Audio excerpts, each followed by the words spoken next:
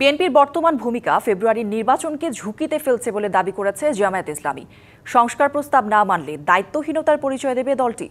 আলাদা অনুষ্ঠানে এসব কথা বলেছেন জামায়াত নেতারা। আইনশৃঙ্খলা পরিস্থিতি ঠিক না হলে কোনোভাবেই সুষ্ঠু ও নিরপেক্ষ নির্বাচন সম্ভব নয় বলেও মনে করেন তারা। শুক্রবার সকালে মিরপুর শেরেবাংলা সরকারি প্রাথমিক বিদ্যালয় মাঠে মেডিকেল ক্যাম্প পরিদর্শন করেন জামায়াতে ইসলামীর নায়েবে আমির অধ্যাপক মুজিবুর রহমান।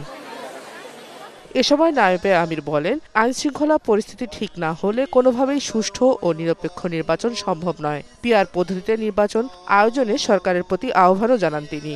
আমাদের নির্বাচনের আগে নির্বাচনী পরিবেশ দরকার। তার লক্ষ্যে আমাদেরকে আগামীতে পিআর পদ্ধতিতে নির্বাচন করার জন্য আমরা গণভোটের দাবি করেছি।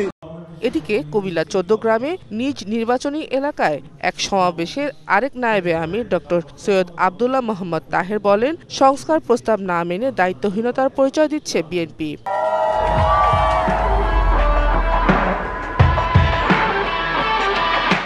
আমাদের সময় ব্যয় করে আমরা একটা জায়গায় পৌঁছেছি।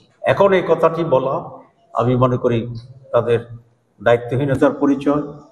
নতুন করে দেশে একটি রাজনৈতিক সংকট তৈরি করার অপপ্রয়াস। ফেব্রুয়ারিতে যে নির্বাচনটি এসে গেছে, এই নির্বাচন সম্পর্কে মানুষের ভিতরে সংশয় তৈরি করার একটি অপকৌশল। এদিকে খুলনায় হিন্দু সম্মেলনে যোগ দিয়ে জামায়াতের সেক্রেটারি জেনারেল বলেন, জুলাই সনদ বাস্তবায়নের মধ্য দিয়ে নভেম্বরে গণভোট দিয়েই ফেব্রুয়ারিতে জাতীয় নির্বাচন দিতে হবে।